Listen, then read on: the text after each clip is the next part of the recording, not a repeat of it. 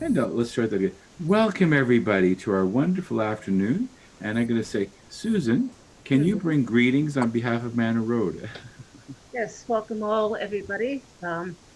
We have, I hope, read this thing for you, some history of the Boar's Head Carol, the Feast of the Boar's Head, and then we'll have Victor Caratun with some Toronto nostalgia that some of us can wallow in and, oh, I remember that, and then whatever happened to that. So I hope you enjoy it. Thank you. That actually worked out quite well. So now we're going to share the screen and welcome Betty. Welcome, Gerald. Good to see you. And one second, just going to go back into.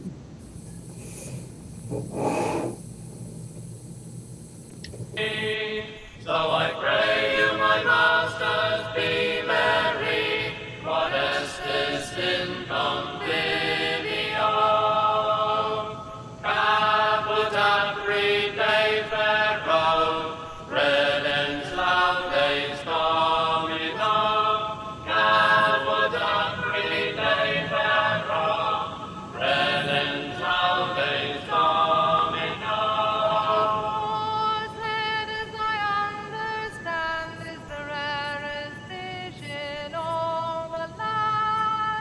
Which thus be decked with a gay garland, let us servir a cantico. Caput apri Dei ferro, redens laudes Domino. Caput apri Dei ferro, redens laudes Domino. Our steward hath provided this in honor of the King of bliss, which on this redens laudes Domino.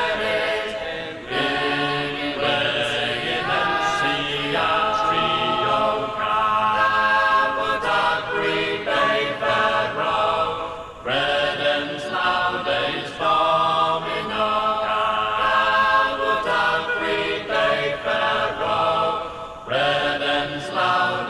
Domino.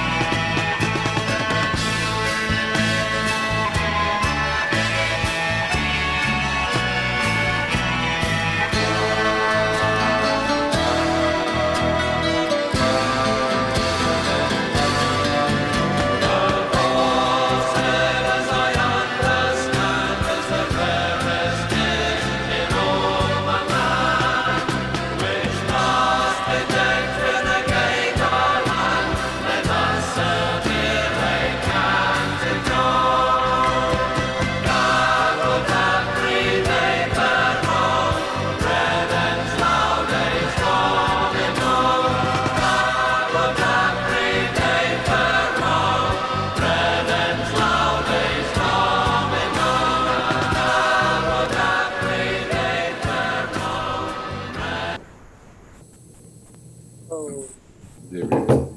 Well, thank you, one and all. Here we are. And then we have Edna, who's joined us on the call, too. Wonderful, Edna. Welcome, welcome, welcome. Doesn't it make you want to just find a way to order that in or something, that the big feast? Again, it was as a time to when they used to slaughter the pigs in the fall some places. So that was a way to honor that moment in time and certainly delight. And also, just as part of the whole Boar's Head celebration, I remember a couple of years back when I did this, I think I did it at Metropolitan. One says, "Where do you find a boar's head?" Well, you can't always go to the butcher. You go to Chinatown, and you're guaranteed because they often cook those.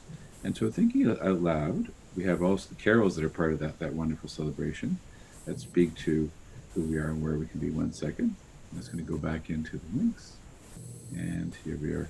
And so, also, I want to show you just a bit of a segment from a Boar's Head feast, just a wee segment, which is always an interesting way to see. So what do people do at the Boar's Head events?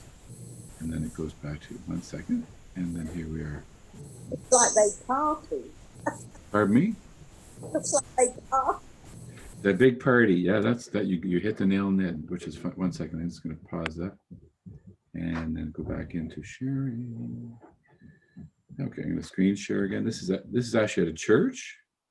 I'll show you a portion of it. And 1 second, just make sure I got it. You always have to make sure you share the sound. Yep, there's the sound. Good. Okay.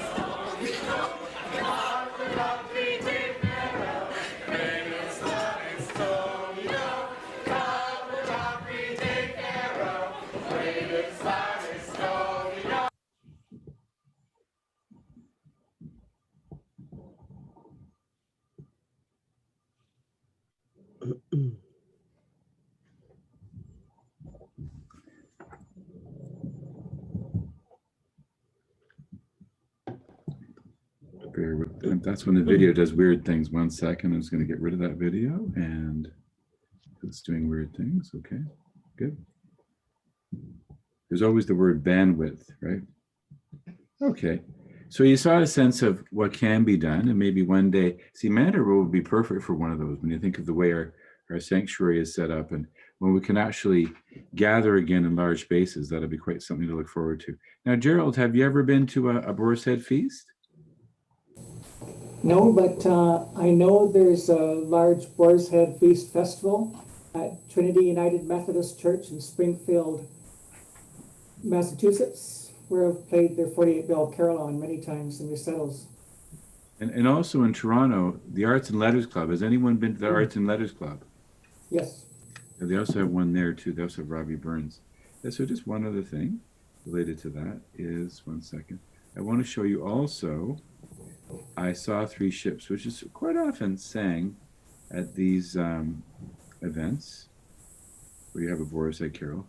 And it's one of those wonderful carols that speaks, sort of echoes the Magi coming. The idea of three ships. I call it up and go there.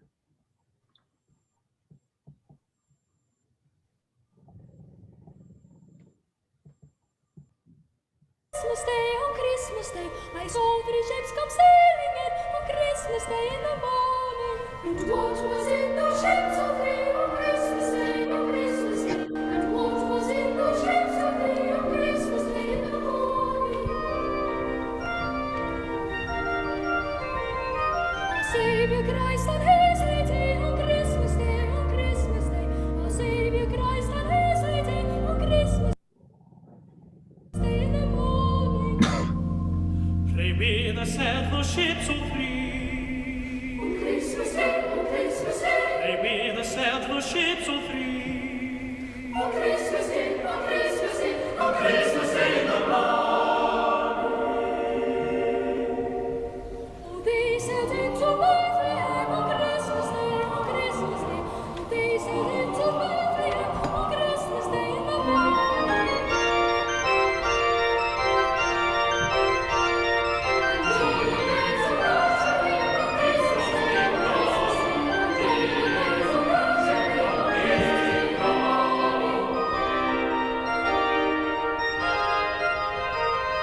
and all the angels in heaven shall sing on Christmas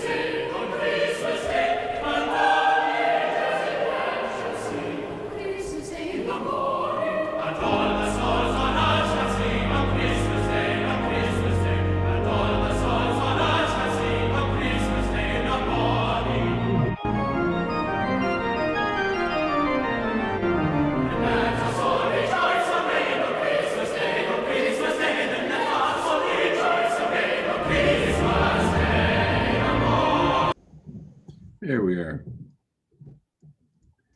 Isn't that quite amazing?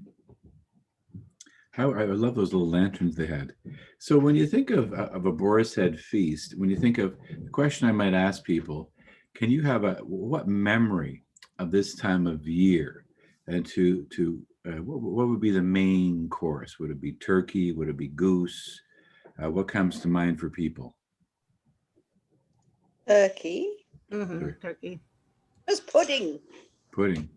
Now Oh, yes. what now pudding is pudding, because I've heard different words for pudding, meaning sweet or savory. Was it savory or sweet pudding, Pat? Sweet. Pudding. Sweet, it okay. Okay. And that would be where you put a hard sauce on top of it? Mhm. We had custard. Oh, Yeah. how nice. Okay. Very nice. And Pour what about, brandy on it and set it afire. there you go. It sounds even better by the minute. And what about you, Peter? And what about you, Judy? I'm turkey as well, and definitely pudding with hard sauce. Okay. And what about you, Judy? I'm not really sure. Turkey would be good. I don't know about pudding though. Okay. It's like a steamed cake. What about you, Pat or Edna? Well, I said pudding. Oh, right. Well, decorations as well. Like, or is this just food feast? Cover decorations are good. Yeah, that covers it. What about you, Edna? Well, my mom used to make plum pudding. Okay. And I'm not a turkey person, so. But I There we used to are. enjoy the pudding. But plum pudding is Christmas pudding, really. It's just Yeah. Canadians say plum pudding, whereas we say Christmas pudding. It's just Okay. got fruit in it. Does it have plums in it? No, No plums. Okay. It's faux plum. Well, it's like meat, mince meat pie. I mean, well, most of the time it doesn't have meat in it, but I mean, But when it in Edward VIII's time, yes, had actual mincemeat, but it's now just got fruit. yes. Okay. Well, there we are. Imagine that. Well, there we go. So that you know, if another day Anne will play her fiddle on this, we would have had Anne playing her fiddle and doing different things, but we'll save that for another day. But now, just as a segue into Victor and I met each other a couple of years ago because he posts on Instagram under, I think it's Toronto Past. Toronto Past, that's right. And he had me very curious, and so I just started messaging him. And the next thing you know, we were talking on the phone, and then we met in person, and then we started doing some projects together, which included memory walls. We had these wonderful walls, which my friend Joe Toby donated, but we created a pictorial history of Metropolitan for the 200. And one of the plans had been to develop a pictorial history of Manor Road for our 95th. That has, well, I think by the time we do it again, we'll be doing our 100th or something. But we do have plans, but there's amazing photos he did call up that shows the church before Manor Road was on site, which was a clapboard piece as well, which is quite remarkable. But without further ado, we have, if you want to check Victor on Instagram, he has 20,000 followers, which is quite amazing. And again, he'll tempt you with things of heritage in Toronto, with the street that was there and now what's there today. So now, Victor, what I'm going to do is I'm going to pin you. I think I can do that. Spotlight you, sorry. So we have your spotlight for, oh, there we go. That way, there, you're the main. Wow. There we go. Now you're in the main view.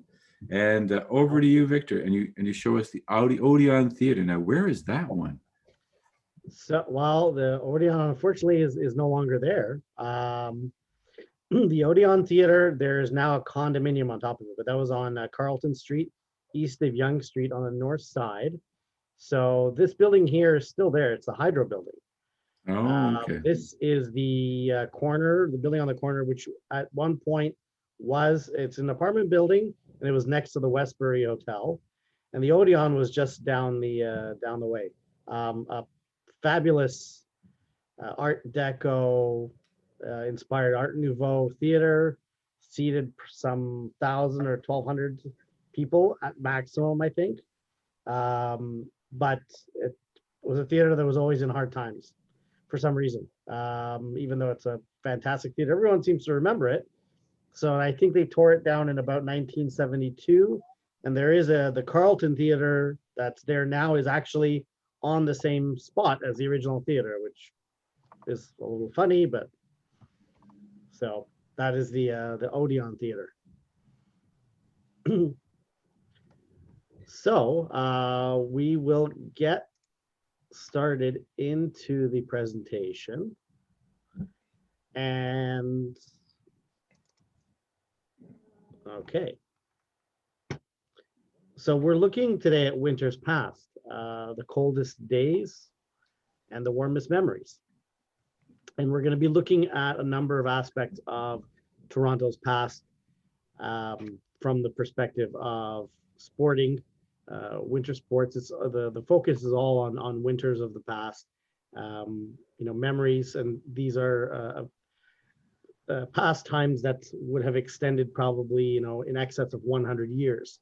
And we're going to go back and look at some history behind these pastimes that we've all enjoyed, and we're going to also look at some photographically aspects of Toronto that I'm sure many of us remember, and things that we're missing this year as a result of the current situation. But with the slide that we're starting off with are some more serene scenes of Toronto when we actually had snow, compared to the types of winters that we experience these days. But the opening image on the left-hand side is actually Queen Street, looking west towards Bay Street. City Hall would be on the right-hand side, and Old City Hall would be on the right-hand side, and what the neighborhood that some may know as the Ward would be behind that high-rise building. On the top right-hand corner, Castle Oma, as she looks beautiful in the winter, and on the bottom right, a nice photograph of Hyde Park. All of these photos date from around 1910 to about 1930. And if we go into okay, let's see here. This should take us into the next one. There we go. So we're going to start off with some hard work, and then we're going to get to the fun. But we're going to look at two winter storms. The storm of 1944. Bay Street. That is Bay Street, correct. Much of Bay Street, which is, well, no longer there, unfortunately. This would be, Laura Secord was, I believe, on Adelaide, I want to say. So now, on December 11th, 1944, the city literally ground to a halt. The snowstorm caused all types of businesses to close for the day. Public transportation services closed. And also, we were in mid-war production, well, towards the end of the war. And even ammunition factories closed for that day and the following day because the city was just crippled. We weren't prepared at all for the storm. The forecast that was predicted by the weather people was 12 inches of snow for that Monday. The actual amount that fell was double that. So almost 22.5 inches fell. And I mean, as you can see, 22 inches is a lot of snow to take in, overnight. Everybody from the age of 16 was called in to help clear the snow. Obviously people hadn't gone to work, able-bodied men, volunteers, men who were on leave, everybody was tasked with shoveling. The snowstorm, unfortunately, caused 21 deaths, and 13 of those were caused by heart attacks as a result of shoveling. People were, so I've posted this about the snowstorm on Instagram and on Facebook.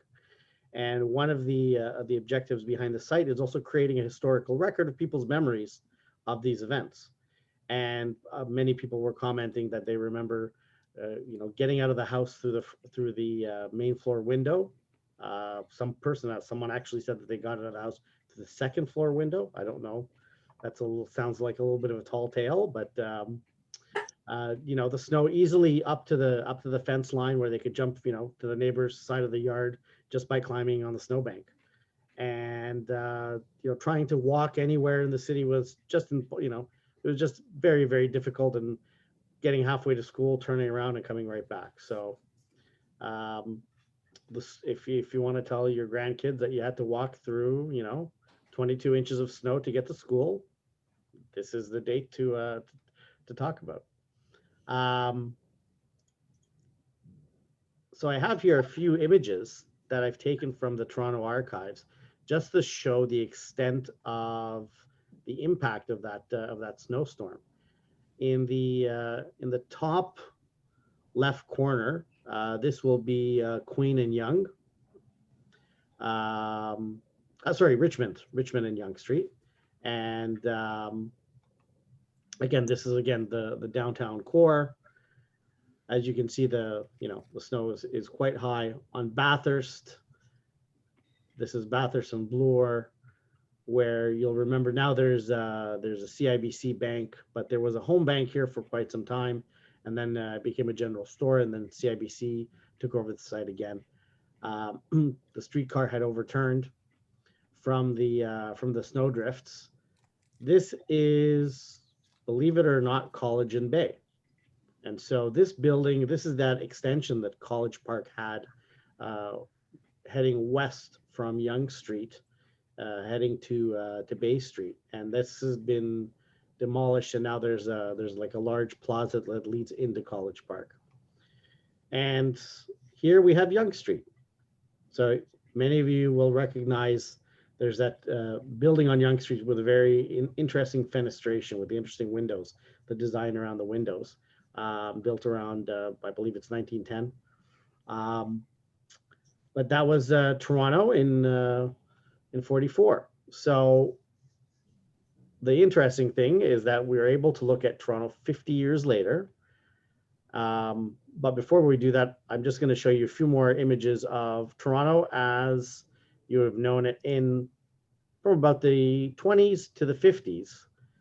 And this image right here is an ice flow that was actually, this is from Port Credit, but not dissimilar to what we would have seen at the Scarborough Beach, with a type of buildup that we don't see today.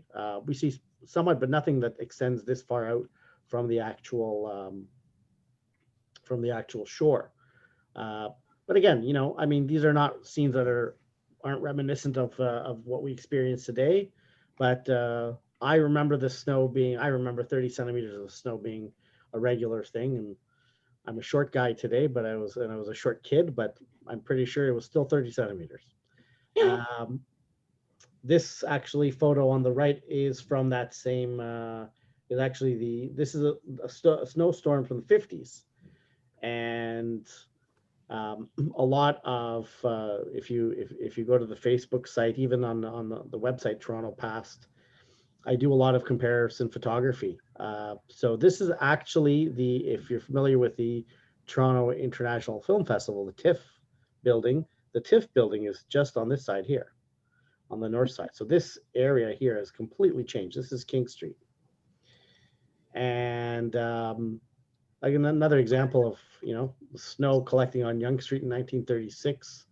It's interesting that people will ask when they see these massive drifts if somebody had lifted the asphalt. Young people will ask, and they're surprised to realize that this is all ice that's accumulated at the side of the road.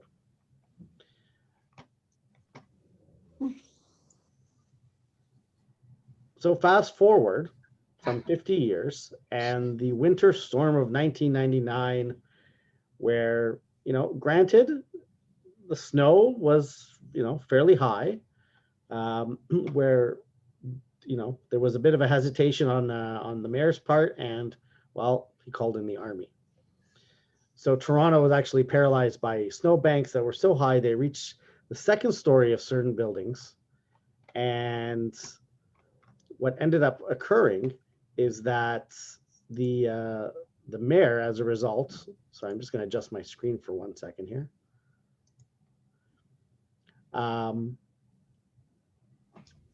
So the snow in certain cases was reaching the second story of some houses, covering bus shelters, and it brought outdoor sections of the subway line to a complete halt.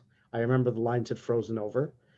Mel Lastman felt that his only option was to ask for help from the army. So 438 soldiers, arriving in an impressive array of machinery and showing Canadian military might, brought 128 military vehicles with them on their journey from Petawawa, and they were actually stationed at Downsview. And another 110 reservists were on standby. So, you know, you'll remember that the army came in and they were equipped with shovels and they were ready to go. They did dig Toronto out. I think it took maybe a few days, from what I can recall, 3 or 4 days. These vehicles, though, however, in defense of the mayor, these vehicles actually proved to be quite useful, especially in emergency response, because a lot of the side streets, and even until today, ambulances always have a problem with the side streets that they don't get shoveled, they don't get plowed, or they're the last to be plowed. So these, you know, in the emergency management perspective, were actually a good thing to have. So we might consider a few ambulances with larger tires. As for the Weather Wimp title that Toronto got from the rest of the country, the city received a whopping 118 centimeters of snow during that January. However, in comparison, the following year, St. John's, Newfoundland got an eye-popping 648 centimeters for that winter, and the Army stayed home. Mm-hmm. But that gives us an idea of what we were experiencing. You know, this is 50 years apart. Now that we've gotten the heavy lifting, so to speak, out of the way, we're going to head to the fun stuff, and we're going to look back at activities that we've all enjoyed. We'll look back at some of the history of those activities, and so this is actually an archives photo I've always really liked. I collect old photos of Toronto, and I like candid shots like these, which just capture kind of a moment. And it's typical, something that I'm sure, you know, the wool cap, the wool coat, the sled, something that I remember as a kid. So I just really enjoyed the photo of this rosy cheeked girl building her snowman, or in politically correct terms, snow person. So we're going to start off by looking at winter outdoor activities.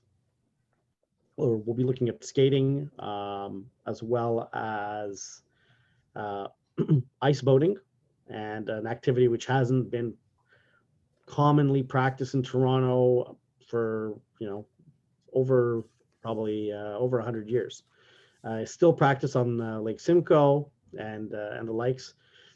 And so on the top left, we have 3 young ladies enjoying a skate on Grenadier Pond in Hyde Park. Again, the middle photo, the same thing.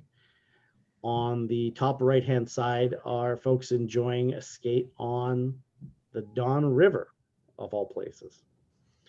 And at the bottom, on Lake Ontario, on thick ice boating. And so we're going to look at the history of these various sports. What's interesting to note is that the ones that received, I also collect postcards, and I have a number of postcards, particularly of ice skating, tobogganing up to a certain point, and there's a reason for that, and then ice skating, series of postcards, of colored postcards of ice skating.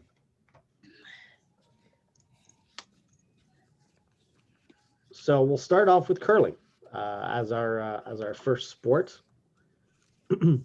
Curling originally brought to Canada by early Scottish settlers and established as an organized sport first in Montreal, and then to spread to southern Ontario. Initially, it was played outdoors, but it was so popular that by 1836 there was already a Toronto Curling Club organized. And by 1859, Toronto's first indoor rink had already opened. The club actually stayed a curling club until 1957, when it amalgamated with the Toronto Skating Club and the Toronto Cricket Club. And it's actually still in existence today. Early curling stones. So, early curling stones were about 60 to 80 pounds. And there are no records actually from Scotland about curling, but we have records from Montreal which tell us how the sport was enjoyed early on.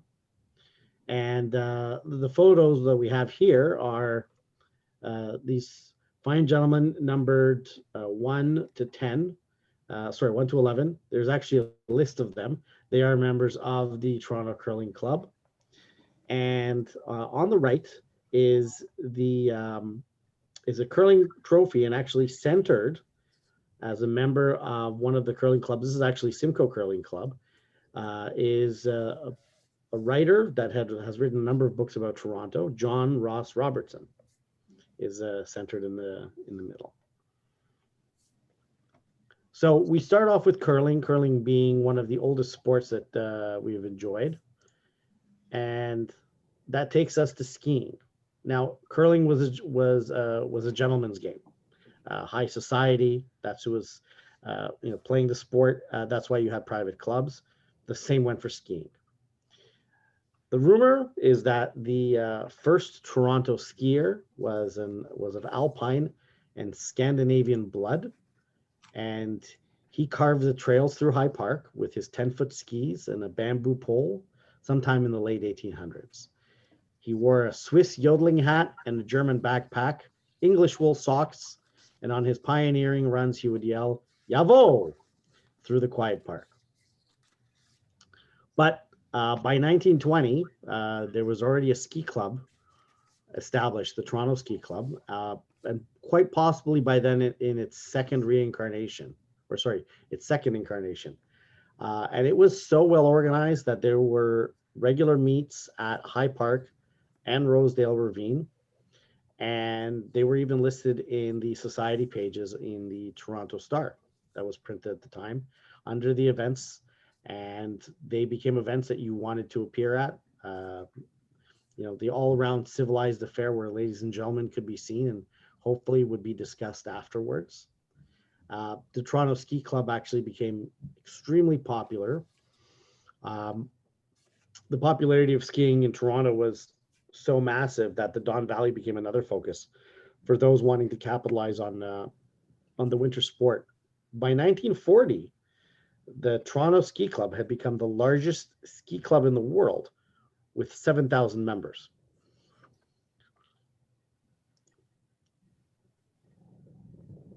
So as part of this expansion of skiing, in 1934, the club announced that it was building a giant 30-meter ski jump on the lip of the Don Valley at Thorncliffe. Olympic skiers from across the country would power down the ramp, lubricated by 100 tons of ice that were shipped over from Maple Leaf Gardens, and they would be launched some 40 meters into the valley, and they would land at an area that would be cleared, where they expected some 10,000 spectators, which it is reported that they actually received. The construction of the jump cost $2,500, still a tidy sum at that time. While it looked unsturdy, the wooden structure, still held fast, and the 65-foot high tower believed that it was capable of yielding jumps over 150 feet. The winner of the very first ski jump event was a 17-year-old by the name of Teddy Zinkin. He was a local Toronto boy, and he managed to clear a distance of 34 meters to the bottom of the ramp. By the next year, organizers were predicting jumps of 15 meters, even longer than that. Unfortunately, due to the fluctuating weather, and it seems that the winters were not that consistent, the Toronto Ski Club eventually ended up moving north, and now they're now in Collingwood, but they ended up moving north to Schaumburg, and then further north for another stop, and then they ended up, which they're now in Collingwood.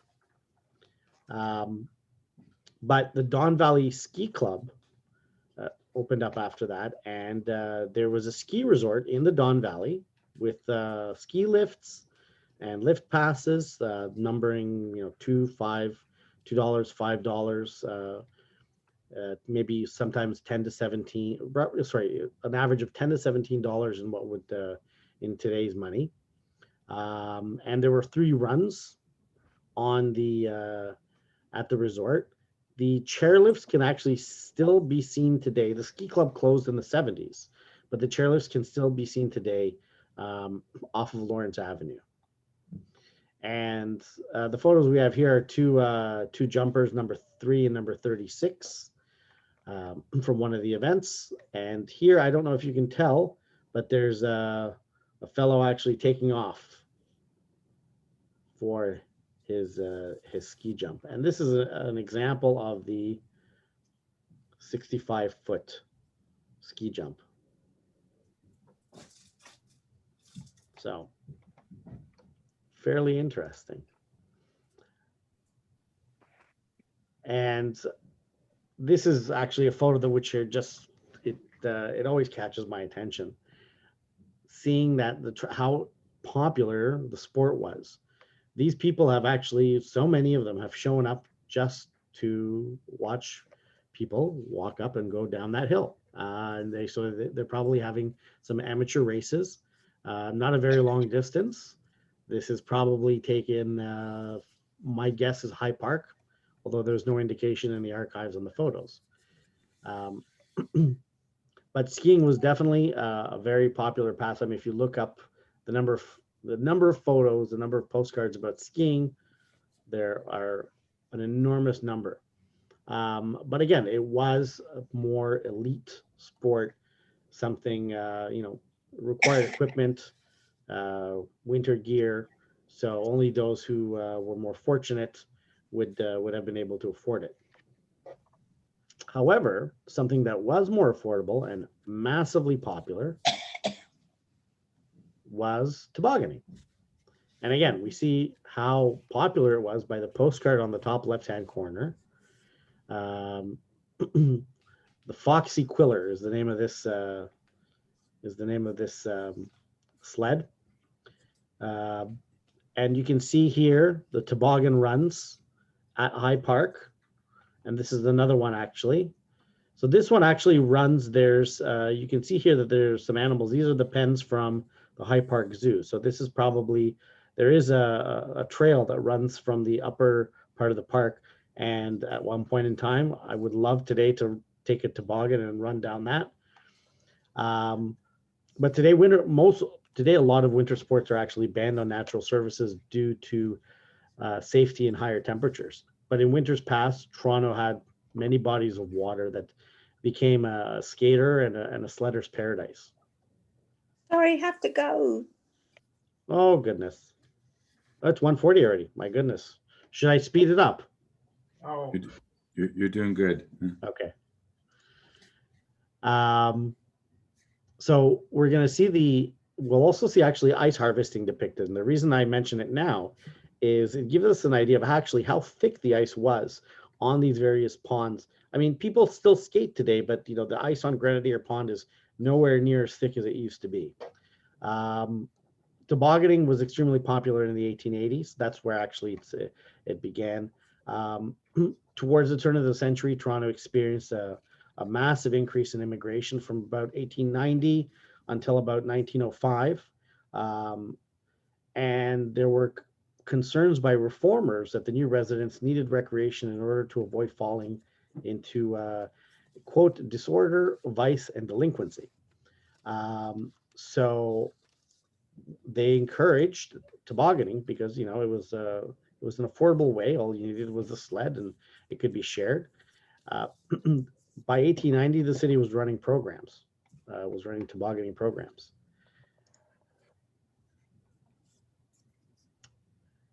By the 1900s, overcrowding became an issue on many of the toboggan runs in Toronto.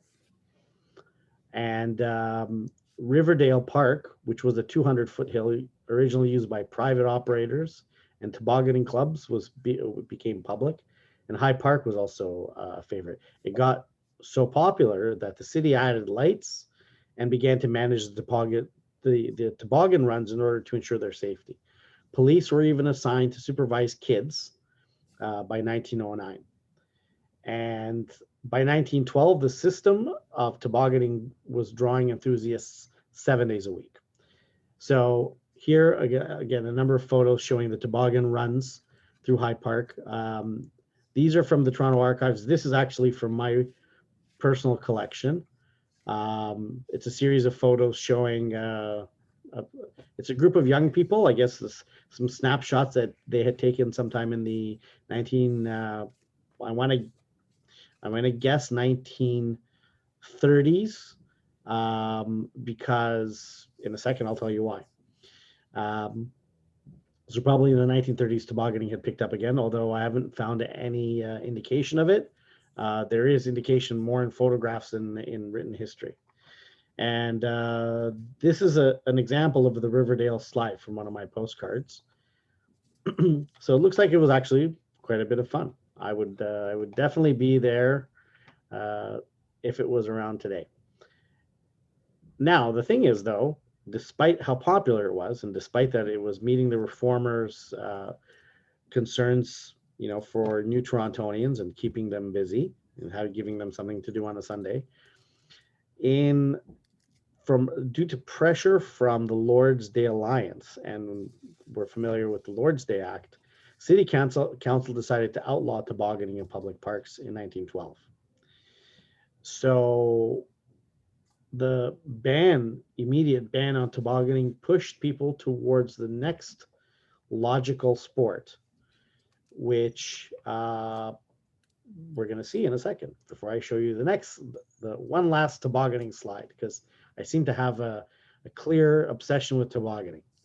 But these are some more postcards from my collection. And it's a mix of archive photos, and it's just, if you search on the Toronto Archives for tobogganing photos, there are hundreds, and it just goes to show you how popular the sport was.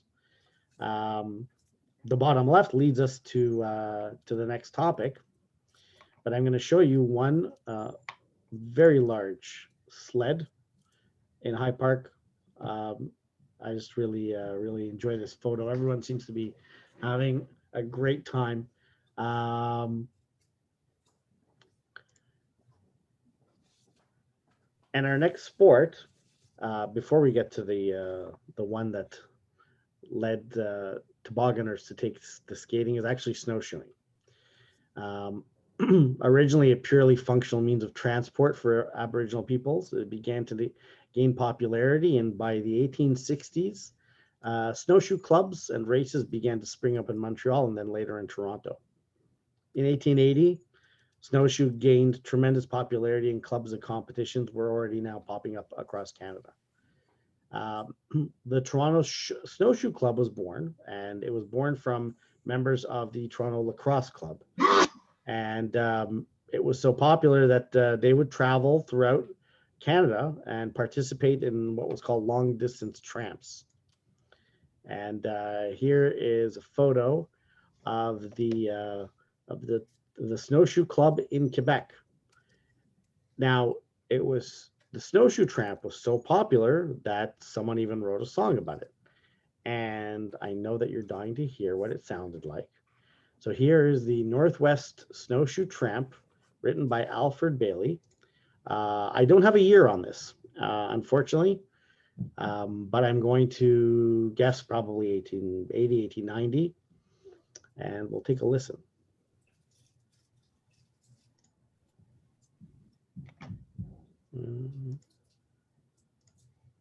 Will we? Just one second.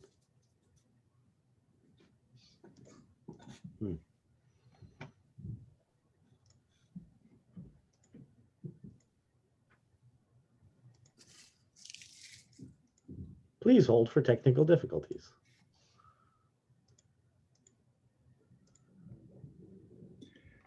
Victor, did you share your sound? I know why. Okay. Because you got to share your sound when you have your visual. Yeah.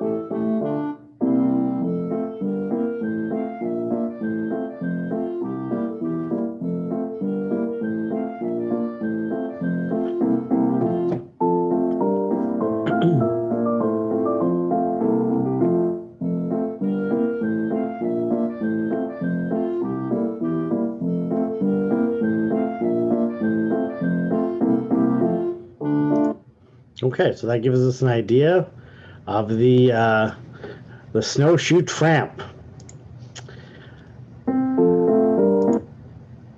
And now on to ice skating.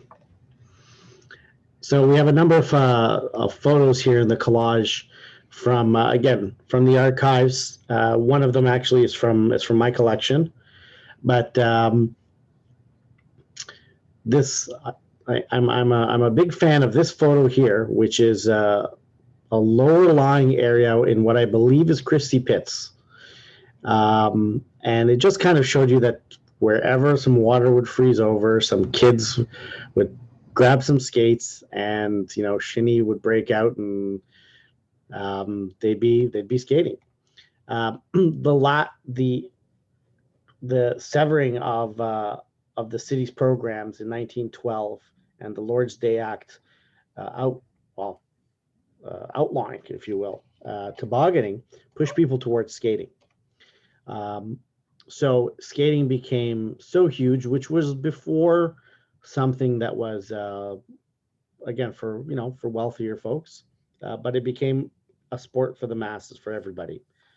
And you had people of all Torontonians of all levels enjoying themselves here again on the Don River, which would freeze over completely. Racing, kids causing trouble as usual by hanging on to the backs of cars with their skates while the cars would drive them around.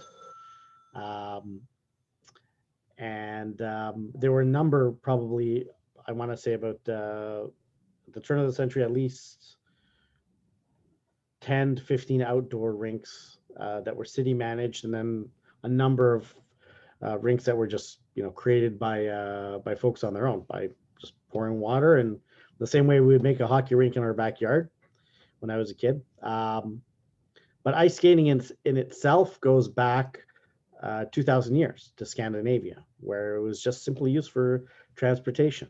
But we took it one step further from use in industry into utilizing it and enjoying it in the wintertime. And we would skate on anything, lake, rivers, ponds, lakes. There was skating on Lake Ontario. And skating was so influential in Canadian sports that we became top champions. And but many of these images, you can tell that the feeling is already there.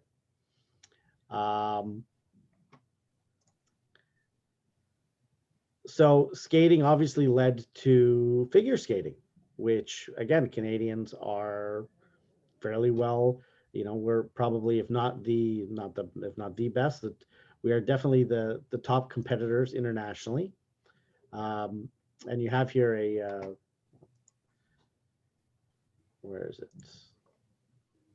A female skating club and a mix of male and female dancers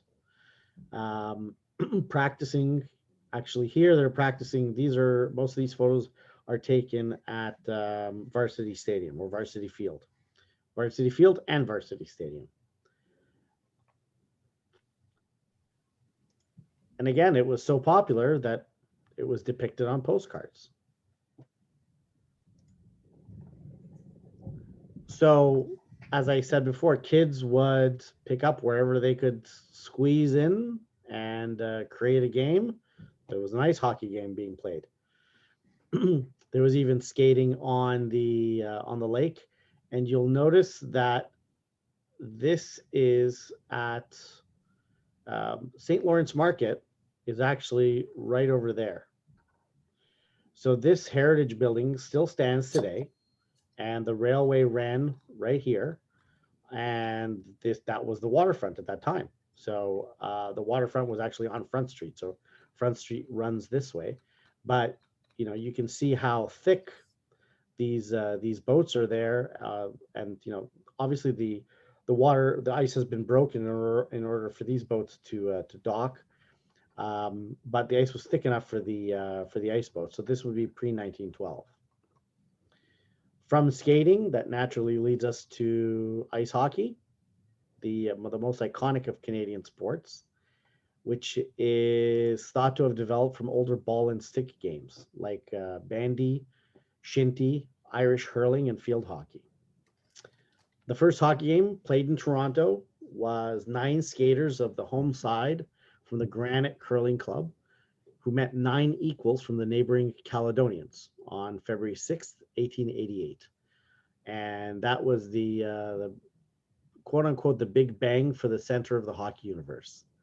It was the first organized hockey game in Toronto involving proper sticks, 2 sets of teams, coded rules, an indoor venue, and most notably, newspaper verification. It was a 4-1 win for the Granites. And if there was any post-game traffic jam on Church Street, it was probably all horse and wagons. And there were no call-ins to the sports shows to complain about anybody's performance. And I hope everybody kept their teeth. I don't know. But the Granites were the ones who played the very first organized hockey game in Toronto in 1888. Now, it wasn't the first time a game similar to hockey was played. There were other forms that were played around town long before the winter of '88. There are scenic paintings from the 19th century that show a variation of a hurley and a stick game called shinty among sleigh riders, Christmas carolers, and pleasure skaters. So there are indications that there was some sort of form of hockey that was being played. But so this is 1888. Within 2 years, there were already hockey female clubs that were being set up in the beginning of the 1890s. So it just exploded in popularity. The first competitions were played by university teams. And in the 1920s, the Amateur Toronto Hockey League included both senior and intermediate teams for women. So it's fairly interesting that we see the Royal Bank of Canada sponsoring the Intermediate Ladies Champion Toronto Hockey League, and this is a shot of the group here. And again, a sport that was so popular that this was probably, I would say, dated around 1910, this postcard, depicting women playing ice hockey. So it wasn't just a game for the boys.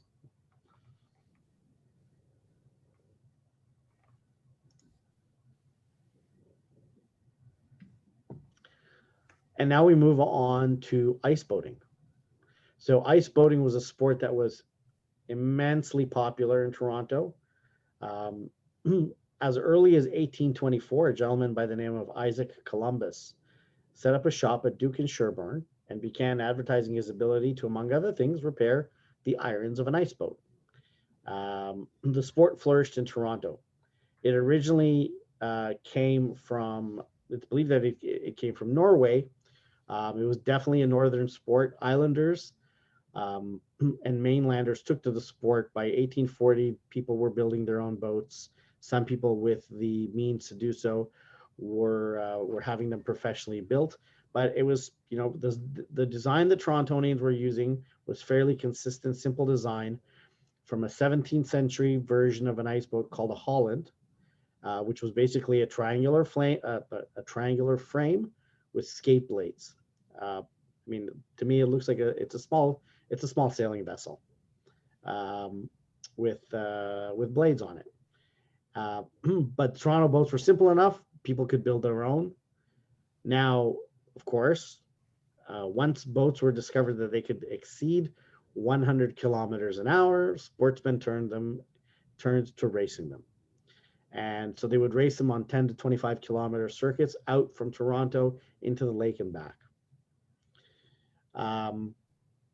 Now, again, another aspect. So first we had sledding, which ended basically in 1912 with the Lord's Day Act. In 1911, the Toronto Harbor Commission decided to take on work in the harbor by dredging, new new positions for some of the boats and dredging parts of the harbor, and that resulted in shifting currents. So as a result of that, ice no longer regularly formed in the Toronto harbor. So the reason ice doesn't form in the Toronto harbor is not because of global warming, but it's because of the warm currents of the water that are coming into the harbor. And that's the reason we don't see the level of ice. And we're going to see exactly how thick it was before, because we were even harvesting the ice. So when they were harvesting, they were, ice boating. People were recreationally using the ice, and they were breaking the ice in order to get to the islands. So, there was it was quite a difference. However, that shift in 1911, the shift to the currents makes a difference today. And I'll show you a picture in just a moment.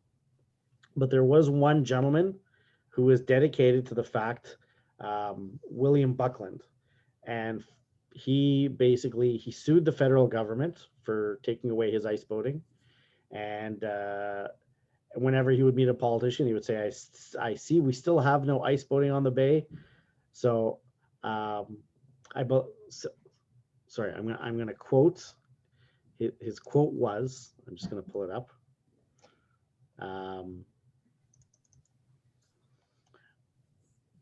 I see we still have no ice boating on the bay, so I presume that you are still in the hire of the pool rooms.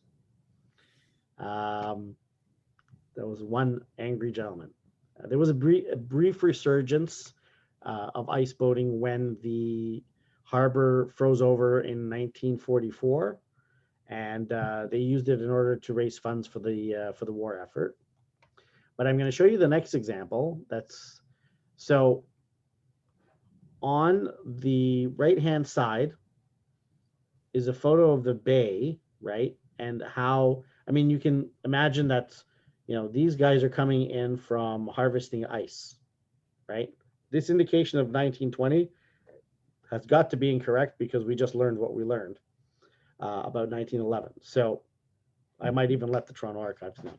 But we've got ice boats here, and we have people coming in with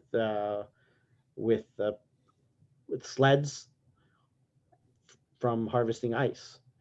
Now, if you look at the approximate same area, which would be right around where the harbor front is, this photo here is actually probably taken about here. And you'll notice that just the buildup of ice is not as thick here as it is in these photos. And there are other aerial photos which indicate the same thing. And you'll notice here as well that it starts out from the island and the ice starts to creep in. So only by the time, so there must be some sort of a current, I'm not sure which way it's coming, that is keeping the area around the front fairly liquid, in a liquid form.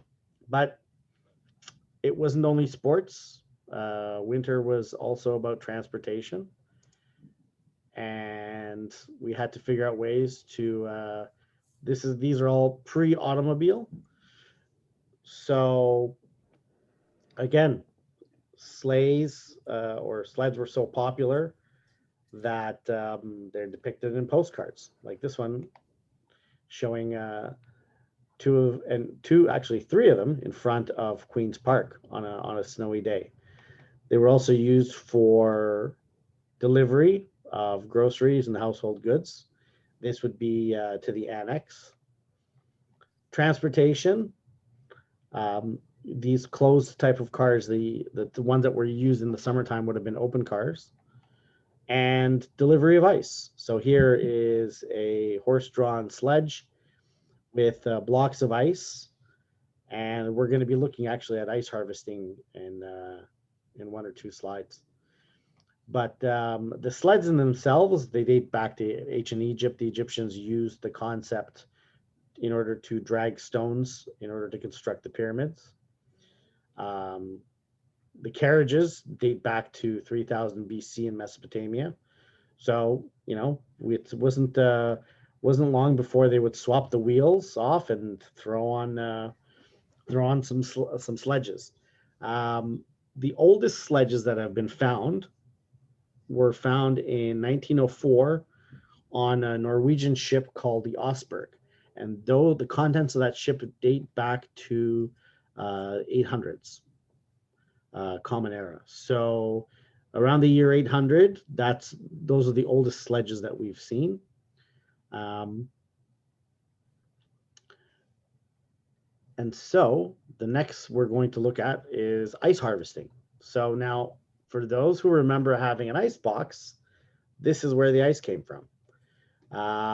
Before ice could be artificially created, it would be cut in the summertime, in the wintertime, and it would be stored in ice houses. And some of the sources were Grenadier Pond in High Park, Lake Ontario, Yorkville had a large pond, Swansea, a number of locations. And ice cutting started early on in Toronto with the Ashbridges family cutting ice in Ashbridges Bay. But by the 1850s, there was quite a bit of competition in ice cutting, and it was even a business where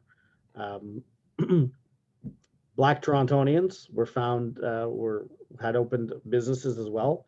One of the more prominent businesses was opened by the Carey brothers, who were a family of Black entrepreneurs who had moved to Toronto from Virginia in the 1830s. So they had originally opened up barber shops, and they decided to get into the ice harvesting game. And they ran a successful company for about 20, 30 years. But again, there was a lot of competition. But ice fields were basically cultivated.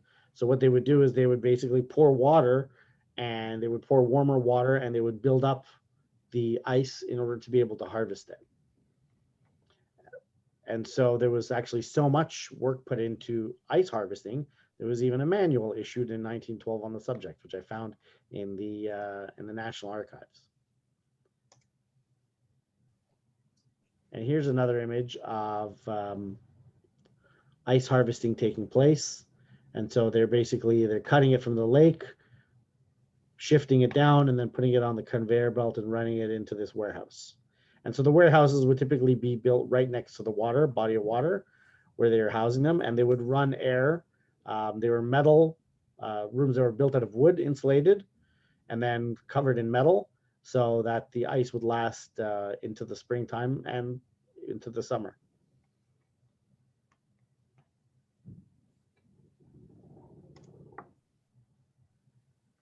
Now, of course, one of the things that we remember and that's been happening every year, unfortunately, except for this year, is the Royal Agricultural Winter Fair, which started actually in 1922. And now it's expanded and it takes over the Enercare Center. And still remember, it's an important exhibit for livestock breeders in Canada. But it is the largest indoor agricultural fair in the world, and was actually the largest at that time. Same way Toronto had the largest industrial exhibition in the world, we also have the largest agricultural fair in the world. And the history behind it is fairly interesting, because after the First World War, Canada was, it's where Britain was establishing itself as a supplier to the world. Canada, being under the British Empire, was providing the supply. But a group of farmers led by a gentleman by the name of W.A. Dryden from Brooklyn, Ontario, sought to create a national agricultural exhibition, partly to set national standards for the judging of domestic animals. And so with a group of other farmers, he formed the Agricultural Winter Fair Association of Canada. And by 1920, they got permission from King George to use the prefix royal. And so it had grown from the 1920s into the 1960s, where we ended up with some 75,000 people a season visiting and viewing the Royal Agricultural Winter Fair. And it grew from just cattle to any type of animal you can think of, large turkeys, Cattle, cats, dogs. I've seen every animal possible. And then also, as well as winter gardens were exhibited and were placed in competition, and what appears to be some square dancing. So I didn't know the square dancing took place at the winter fair.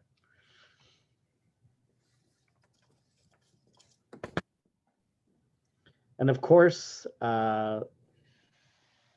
Christmas would, or this part of the season would be incomplete without the imagery of Santa. And old Saint Nick has brought bright eyes and teary ones to the kids over the years. He's become part of the culture, if you will say, part of the culture of Christmas. Same with the presents and the trees, which come from Norway. But when I think of Santa, I think of the Santa Claus Parade, the one that was started by Eaton's. And so we'll take a look now at the Santa Claus Parade. I remember this as a kid, and I remember, frankly, losing my mind every year when I would be so excited that we were going to see the Santa Claus Parade.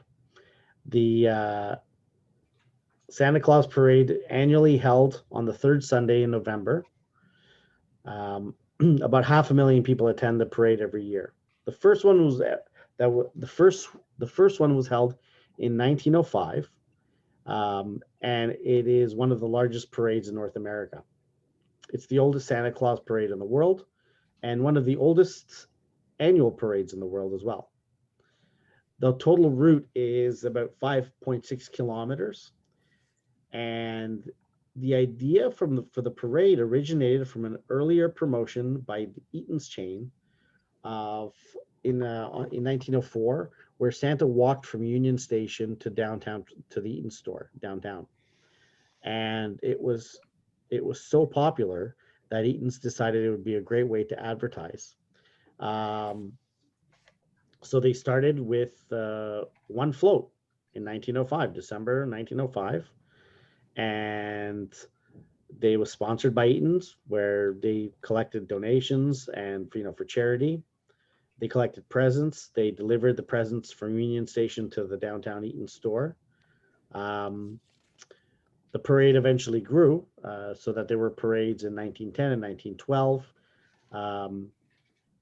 The Eaton's parade in 1913 even brought reindeer from Labrador in order to pull Santa's sleigh. But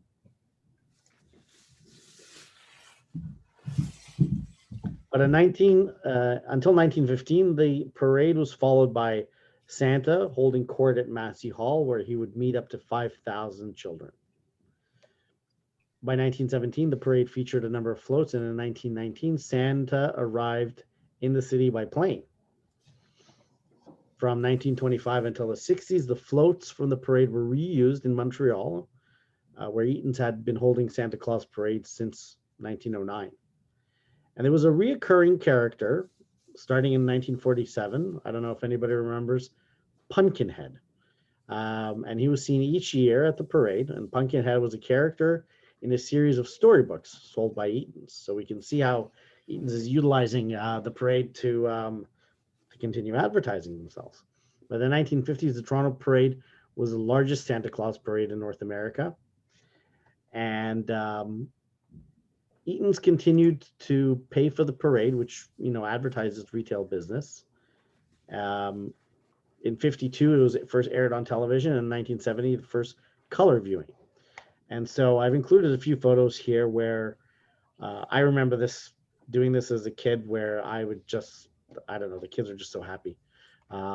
This is University Avenue. I'm pretty sure I remember these floats, actually. I remember standing in front of, this is actually Honest Ed's, right? You can see from the sign, don't just stand there. That's what everybody's doing. But the kids are all seated, eagerly awaiting Santa Claus. And the Santa Claus parade always meant that Santa was just, a month away, and presents were around the corner.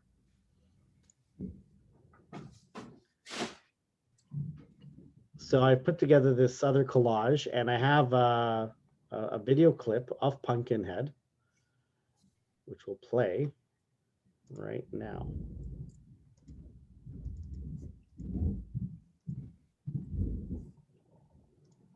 And there was Pumpkinhead's own boat, and the famous little bear was seated high in his shiny sleigh, which was pulled by a stubborn donkey who would rather sit by the side of the road and talk to all the little boys and girls.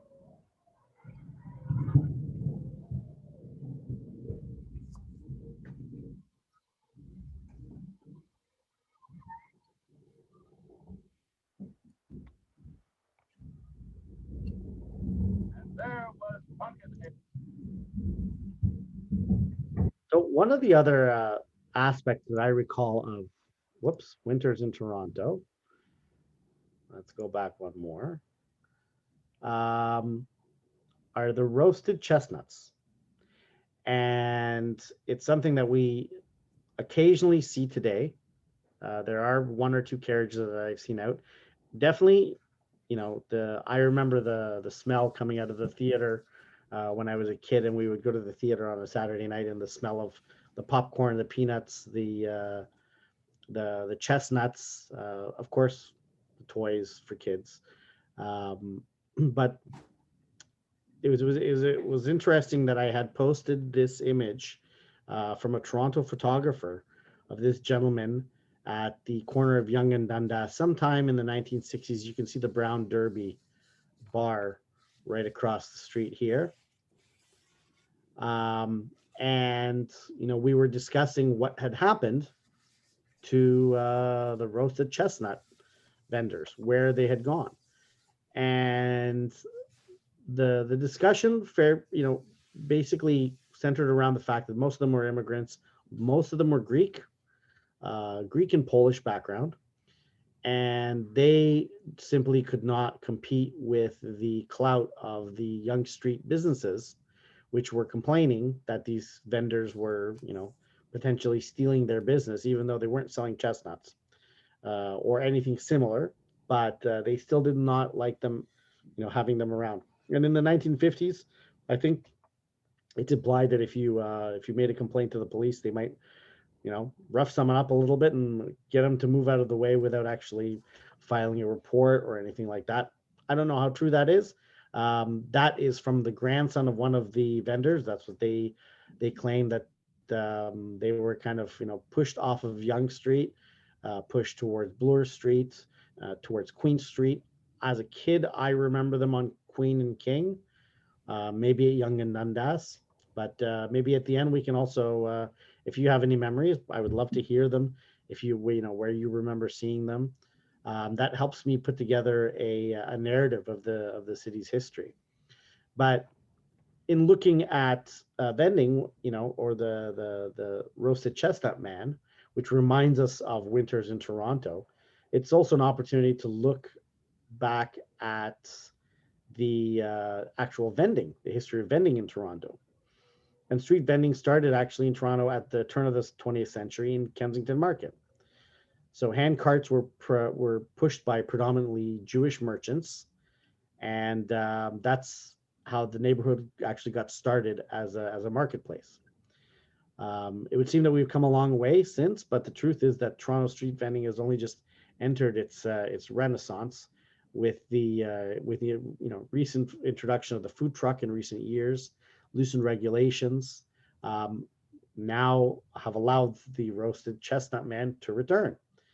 You know, and it should be interesting. There's one company that has the original carts from 50 years ago, and that's what they use when they go out. And if you go down to Harborfront on a summer's day, I've seen them the last few summers. They were out selling balloons and popcorn and hot peanuts. Maybe we'll see them around for. I'd like to see a roasted chestnut man out in December, just once. Next is the window displays, the very well known Eaton's and Simpson's windows displays. So This is actually from a store a little bit further down the street, but I think it's just a fantastic display. It's not as story-like as Eaton's is, but it gives us a place to start. So it was originally Macy's department store on 34th Street in New York that in 1874 was the first to decorate their windows in a Christmas theme. Prior to that, they had stayed open until midnight one Christmas Eve and creating the first Midnight Madness sale. After Macy's did that, they kind of changed the way Christmas was carried on in North America. In Canada, the main rivalry for extravagant windows were, of course, between Simpsons and Eaton's, which were the largest department stores at the time. And they typically played it safe by just displaying merchandise, so similar to this window here. But in 1945, Eaton's was, probably feeling gutsy, and they decided to play religiously themed carols over a loudspeaker to accompany their displays. Church leaders loved it, and they encouraged them to continue with with the music and the displays. And the windows began to attract more attention, and suddenly there were nativity scenes and wise men all over the place. After the war ended, the Second World War, after the Second World War ended, there was a surplus of motors. So Eaton started having motorized displays because we had just surplus of motors from the Second World War and soldiers who knew how to run and fix them. So here's 4 snapshots of the window displays. And it's interesting to note that families drove for hours. So they would come from out of town. I don't know if everybody listening today is from Toronto, but I've heard of families, I've spoken to people where families would come from out of town in order to go to downtown Toronto to see the windows to see the Christmas displays. So crowds gathered on the streets until 68. Eaton's drew their blinds on Sundays, but then after that, they started to open them up. But it was so popular that the city officials had asked Eaton's to limit the number of hours that the public could view their windows because they were blocking the traffic on Queen Street. And as they would cross from the north side of Queen to the south side, they would just basically block all the traffic.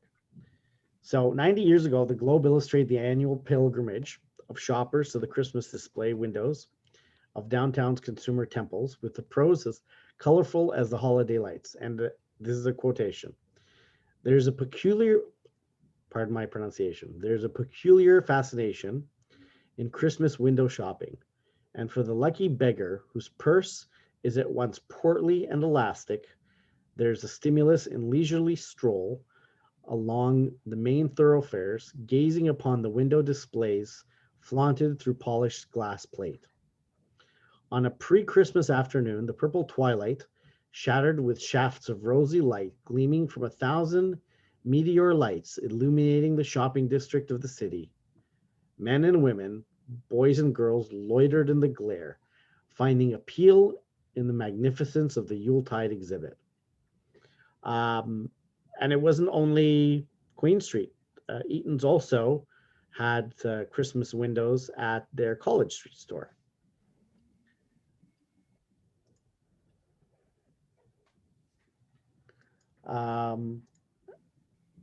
This may be a bit of a setup on my part. I don't know that this baby was necessarily looking at this display, but it is the photo of the youngster actually is from Eaton's as the youngster's looking through the windows of the display. But in an interview with the Toronto Star in the 1980, the Simpsons window designer was quoted as saying, "A display success was determined by how children reacted to it. It was great to watch them from behind the display." He says, "You knew you had done a good job when they had their eyes wide and their mouths open and their noses were pressed against the glass as they pointed at things." The one time that spectacle was not eye-catching was when the motors had overheated and the displays began to melt one year. When Eaton's display replaced its 2 downtown stores with Eaton Center in 1977, the old window props were sold, and limited window space along Yonge Street reduced the scale of the displays. So Simpsons briefly abandoned it, but when it was purchased by the Bay in '79, the Bay started doing it again. And now if you go by Bay and the Saks Fifth Avenue stores, Queen and Yonge, you'll see that the tradition still continues. I don't know about this year, because frankly, I have not been down there very often. Definitely not this season, but I know it was there last year.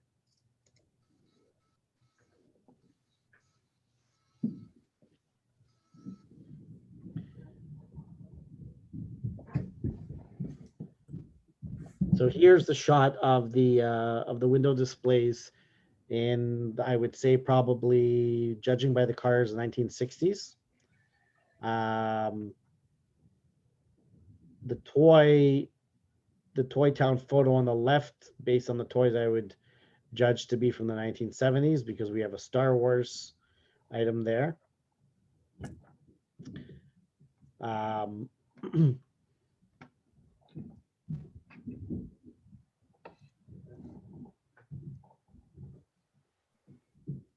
These are 4 slides actually that I purchased from a collector a few years ago, and they're the only slides that I have of some sort of a depiction of Yonge Street in the winter time, showing the windows.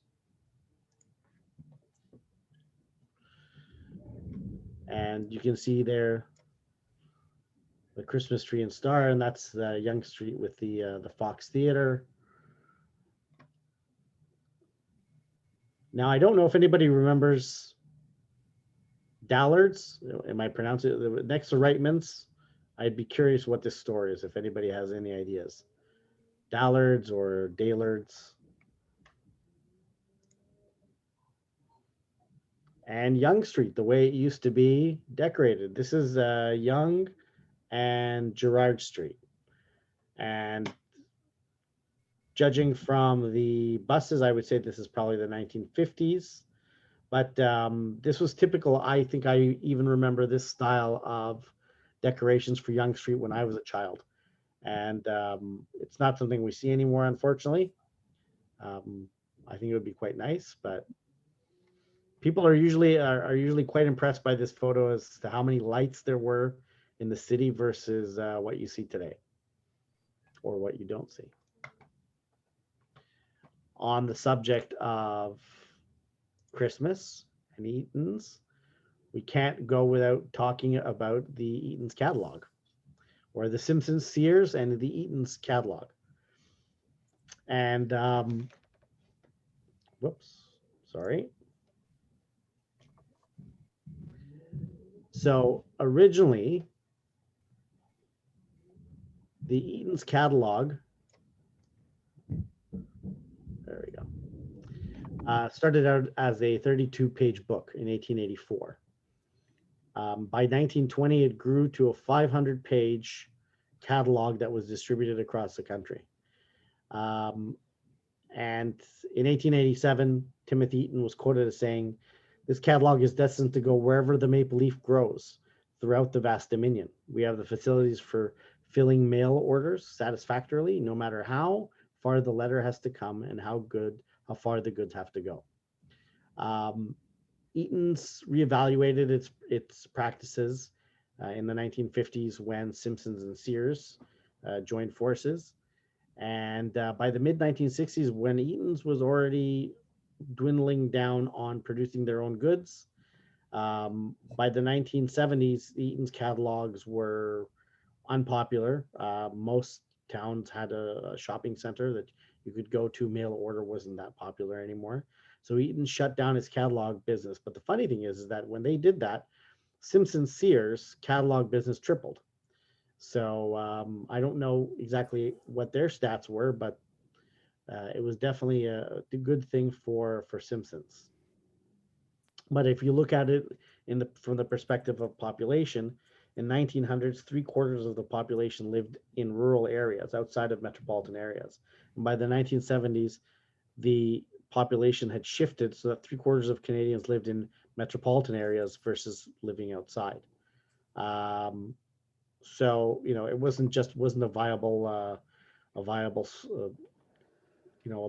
way for Edens to continue, and also considering that within they would find themselves within some definite difficulty within the next 10 to 15 years.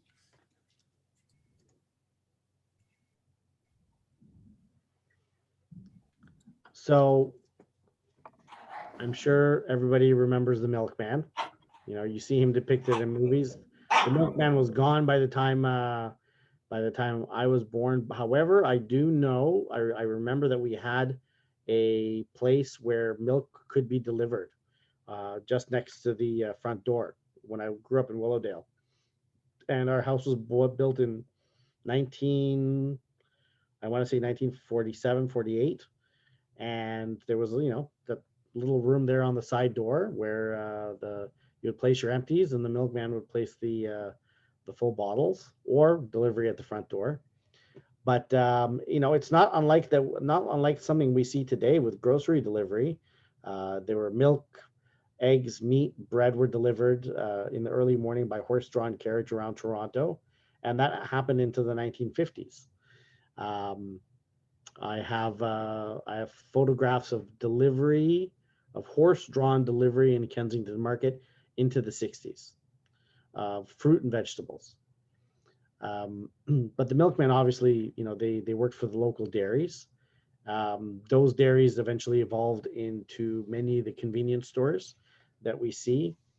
But some companies actually moved ahead in technology, and they replaced their horses with electric trucks, and then eventually with gas-powered trucks. So about 1889 is where they started moving towards motorized vehicles. But it was very, very common to leave a gift for your milkman. It could have been a Christmas card, cigarettes, chocolates. There was something that I saw a few years ago where someone had left toilet paper for their milkman, which is an interesting gift, although in 2020 it's very applicable. And here is a postcard from my collection showing a Toronto residence in the wintertime. Now, I have been unable to place this, actually, this corner. So if anybody has any interesting ideas, I would be interested in hearing them. My search through the Toronto archives, this kind of Italianate architecture, I have not been able to place the location of this residence. I had always thought it was in the annex, but I decided to put it up in case anybody might recognize it. And it's also showing residents in wintertime. Of course, no Christmas would be complete without the Christmas tree, like the one that we had every year at City Hall. By the 1950s, decorations had started to expand, and as the lady on the right-hand side is depicting in the photograph, people started decorating their lawns out front and outside of the house. And last but not least, you could always pick up in 1908 a Christmas, hold on a second. I don't know if you can see it, but this is a deer. And the entire store has deer hanging outside of it. So it makes me think that in 1908, deer was very popular for Christmas that year. And although this is 1913 and they're seated for a nice Christmas dinner, it's distinctly possible there is some venison there. And that brings me to the end of my portion of the presentation. I do have one more slide, which I will just tell you a little bit about what Toronto Past is all about. And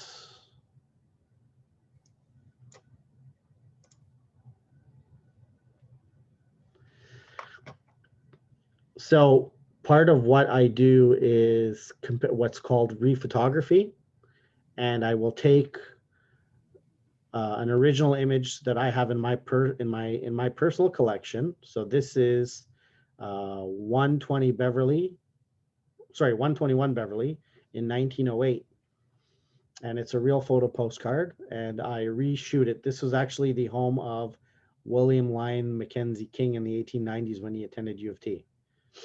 I believe this fellow right here to be his brother, who both of them were in town campaigning for him as he ran for prime minister.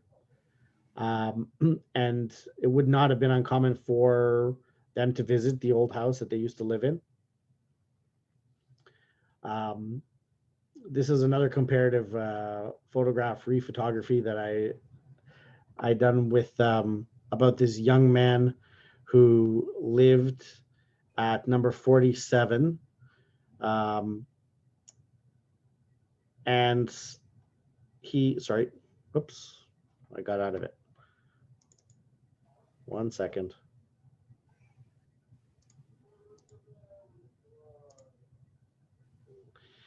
He actually survived 9 tours during the First World War. And he lived at on a street in Toronto called Roehampton, and the house is still there today. I presented a few years ago at a society at a historical society, and it turns out that one of the people in the audience knew him actually, and knew his granddaughter. So she had placed me in touch with the granddaughter, and I was able to interview the granddaughter about the gentleman depicted in the photo. So I provided my phone number in case anybody has questions. My email as well, victor@torontopast.com. Plugs for the Facebook, Instagram, Twitter, Toronto Past, everywhere. The whole idea is I'm using social media in order to promote an interest in Toronto history. And so what I do is I'll create narratives every week. We'll pick a subject and we visit that subject the same way we did today. I do that on a daily basis through social media sites. And that wraps it up. That was amazing. Thank you very much. Mm-hmm. I hope, does anybody have any questions? I've got some slides you might be interested in. I'll have to dig them out, but they're from a Santa Claus parade from like 1962 back at the corner of Bedford and Davenport. Where Oh yeah, absolutely, yeah. Seal super test station there. Yep, on the southwest corner. Mm-hmm. Yeah. Actually, there was one on the southwest, and there was a gas station on the southeast corner as well. Yes. So, Victor, can you stop sharing your screen so we can see people's faces? Oh, sorry. Yes, I can. Yes. It's at the bottom. There. Okay. Great. Okay, and I'm going to stop recording so we can just because otherwise it takes a long time to